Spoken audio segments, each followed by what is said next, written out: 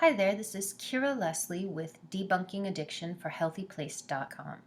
And today I want to talk about the difference between powder cocaine and crack cocaine.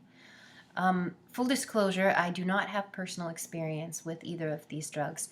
My interest in the topic came about because in a history class that I'm taking, we were discussing the 1986 anti-drug abuse law that was part of the war on drugs under the Reagan administration. And this particular law has been very controversial for a long time.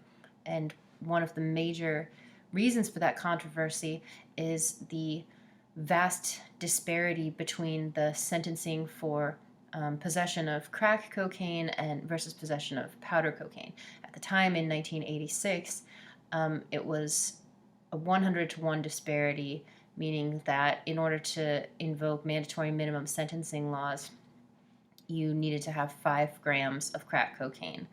But in order to invoke mandatory minimum sentencing for powder cocaine, you needed 500.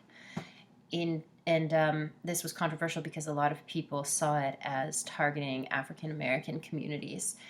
In 2010, the disparity was lessened a little bit, but there's still a disparity of 18-to-1 instead of 100-to-1.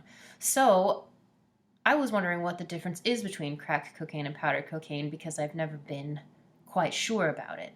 And basically, without getting too much into the chemistry of it, the only difference between the two is that crack cocaine is cocaine that has had an additive to it, which is usually baking soda, in order to make the melting point higher so that it can be smoked. So chemically, they're almost exactly identical. They do the same thing to your body, but the difference is in how they're taken.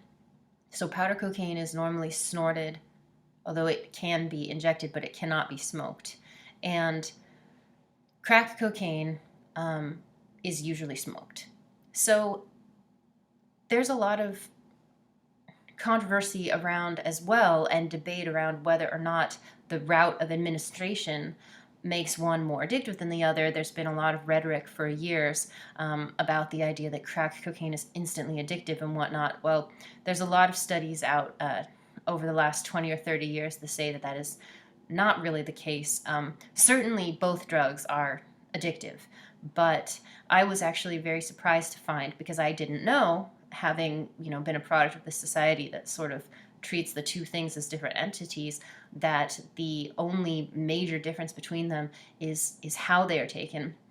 And so as a result of how they are ingested, that also means that crack cocaine hits the user a little bit faster, and the high is a little shorter. And with powder cocaine, it takes a little longer to hit the user, and the high lasts a little bit longer. But if anyone has experience on this and they would like to weigh in, whether they have used both and they think that there really is a difference, or whether it's all the same, I would love to hear people's opinions on it. And that's all from me today.